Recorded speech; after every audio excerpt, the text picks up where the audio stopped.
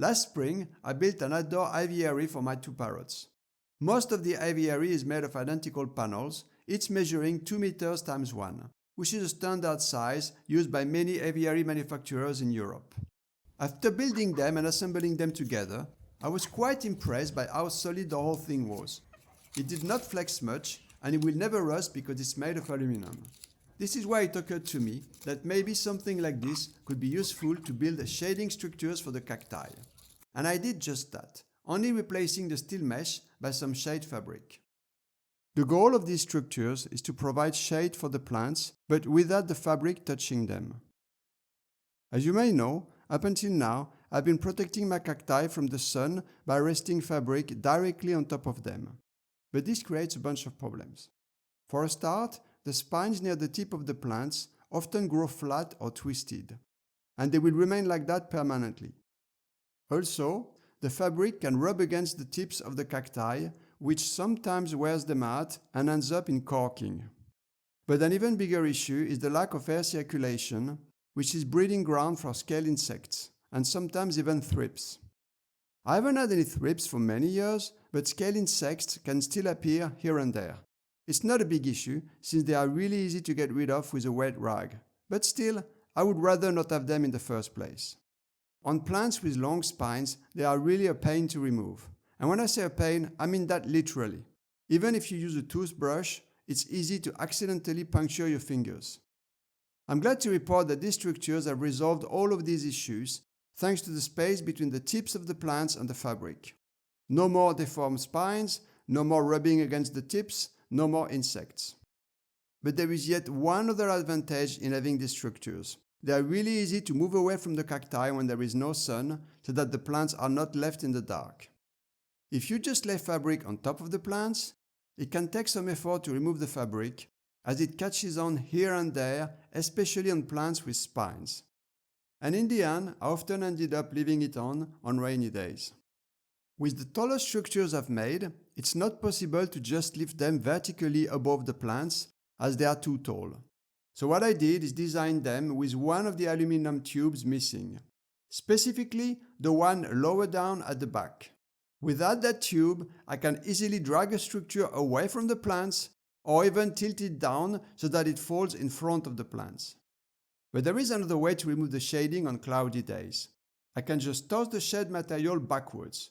This is possible because I only fasten the fabric at the back on these taller structures. Apart from the shading, you could also use these structures to protect your plants from the rain by bolting on a transparent roof panel on top of them. Ideally, one that would overlap the structure a bit so that the rain, if it falls at an angle, doesn't fill the pots with water. This is another reason why I did not fasten the shading fabric on these taller structures. If it rains, and therefore the sky is dark, you don't want the shading fabric to make it even darker for the plants underneath. I have not fitted a transparent roof on these structures, because although the last summer has been wet, it has not been unreasonably wet for weeks on end. As long as there are times in between the showers when the roots can dry, then the cacti should be fine, providing you have a well-draining soil, of course. Being made of aluminum, the structures are very lightweight. I was half expecting them to fly away under strong wind, but I've had a few days of very strong wind and they have not moved, or if they have, that was just by a couple of meters. They did not become airborne and ended up in someone else's garden. It did help that I placed them upside down on windy days with the fabric against the grass. However, if you had these structures on the terrace of a penthouse, like my apartment in Spain, then it would be a good idea to chain them to the terrace. You wouldn't want some strong wind to throw them into the street down below. I decided to build 5 different shading structures to match the height of my plants. 2 of them are really tall and designed for my larger plants, while the other 3 are designed for my younger plants. As you can see, these structures provide plenty of space for air circulation, and after many months of use, there has not even been the slightest issue with insects. I built the structures way too tall for the plants so that they have plenty of room to grow. It's important to plan ahead because the height of these structures is not adjustable. Am I satisfied with this? Absolutely. They completely solve the issues that arise from laying the fabric directly on top of the cacti. And by the way, the plants you see on the screen now, as well as these ones, were grown by my good friend Tony from Leiden in the Netherlands.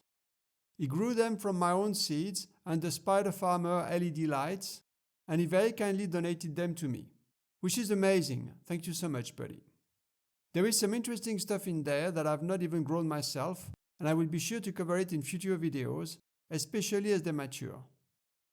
Originally, I thought that with such structures, I may not need a greenhouse here in the Benelux.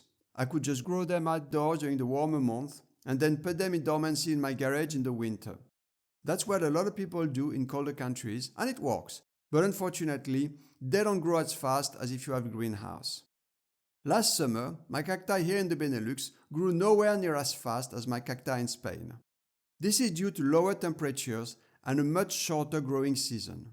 Here in the north, cacti will only grow during the summer, which is the only time of the year when it's really warm. Whereas in Spain, they will also grow in spring and autumn. Not just that, but the summer will also be much hotter.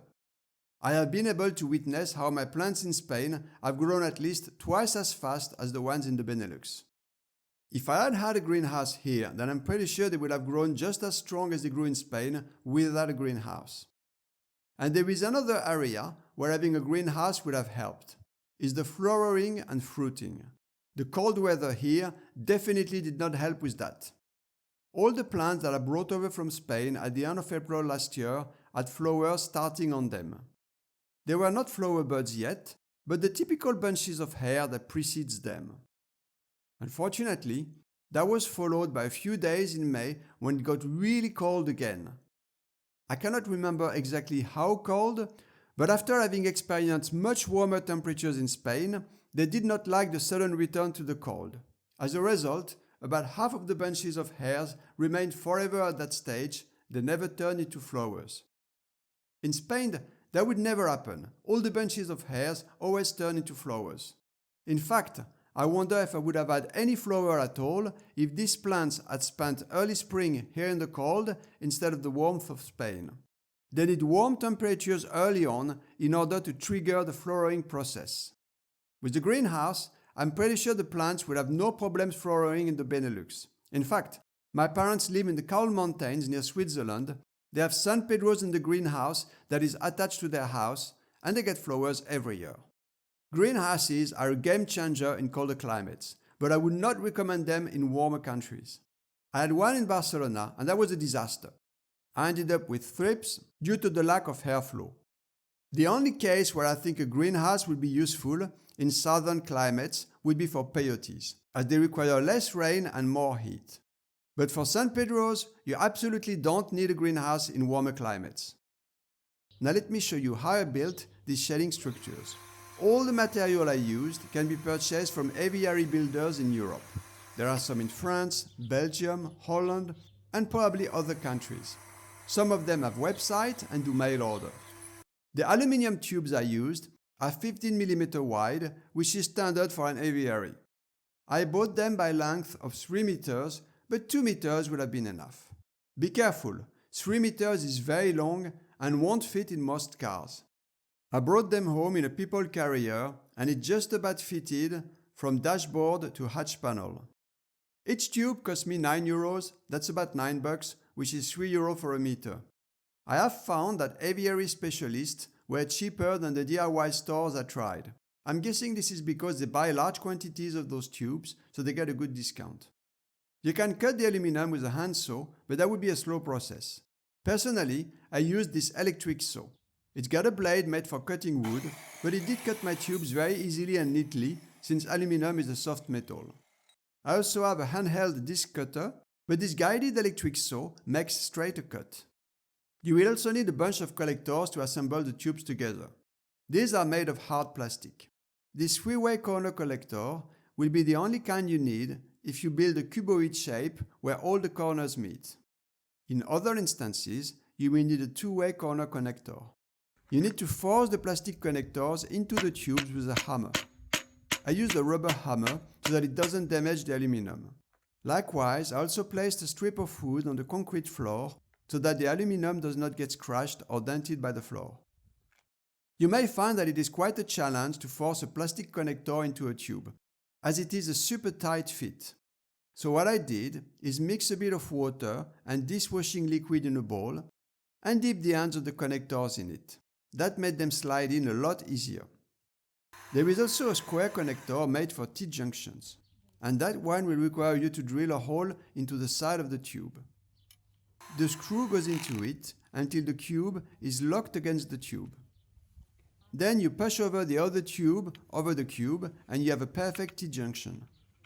By the way, when you drill a hole, I found that it is easier to pre-drill the tube with a bit that is smaller than the screw. Once the structure is built, you can attach some shading fabric to it. I bought a 10-meter long roll of 85% shade fabric here in the Benelux, and even though it was a different brand than the one I usually get in Spain, also sold as 85%, it looks and feels exactly the same. This is good quality. It should last for many years. I used a single layer of this fabric, and it provided enough protection from the sun in a spot that gets full day exposure. Finding the appropriate level of shading is trial and error, for various reasons. For a start, the sun has different levels of strength depending where you live in the world. Also, some regions are more often cloudy than others. Then, the amount of shading can vary greatly from one brand of fabric to another. And you should not assume that the percentage of shade mentioned on the package is correct. I don't think they measure it in any way. The manufacturer probably comes up with a number out of the blue. Some of you will need less shading than me. If you feed your plants, water them constantly, and give them all sorts of nutrients and boosters, then you will need less shading, maybe even no shading at all, because everything will be geared towards maximum growth. For maximum growth, you need a lot of light, a lot of water, and a lot of nutrients. The way I grow my plants is very different. I don't ever feed them. I don't even water them as often as I should, and likewise, I don't repot them when I should. It's not that I'm being lazy, it's that until recently, I've had all my plants on my terraces, which are at the top of a building right in the city center. That is already a lot of weight for that terrace, and for that reason, I don't want the plants to grow too fast and too big. To attach the fabric to the frame, I drilled some holes in the tubes and used screws. Those were also purchased from an aviary place. They are normally used to secure the steel mesh. Because of their very wide heads, these screws also work great for shade fabric. If you want an extra tip, for those of you planning to build more than one structure, that would be to make each one slightly bigger or smaller than the previous one, so that if you need to store them, you can pile them on top of each other neatly, just like Russian dolls. Like this, they won't occupy too much space. That will also make things much easier if you need to transport them. If you pay attention to the structures I made, their heights are different, but the width is the same, and for that reason, they could not fit together like Russian dolls. But there is a reason why I did it this way. Each panel has the same exact size as the standard panel used for aviaries, which is 2 meters times 1. This way, if one day I don't need them anymore for my cacti, I can easily recycle them as aviary panels for my parrots. Of course, that's just my personal needs. For all of you who don't have parrots, I recommend that you build them in a way that they can be stacked. I hope you enjoyed this video. As you guys may know, I produce my own seeds of San Pedro and other sacred Trichocereus species. I have dozens of hand-pollinated varieties available. If you're interested, please send me an email to ask me for my list. You'll find my email address in the description of this video. I will also make it appear on the screen now. It's sanpedromastery@protonmail.com. Once I receive your email, I will reply with a list of seeds available, photos of the parents, prices, and ordering information. Thank you all for watching, and I will keep you updated on how my plants are doing. Cheers!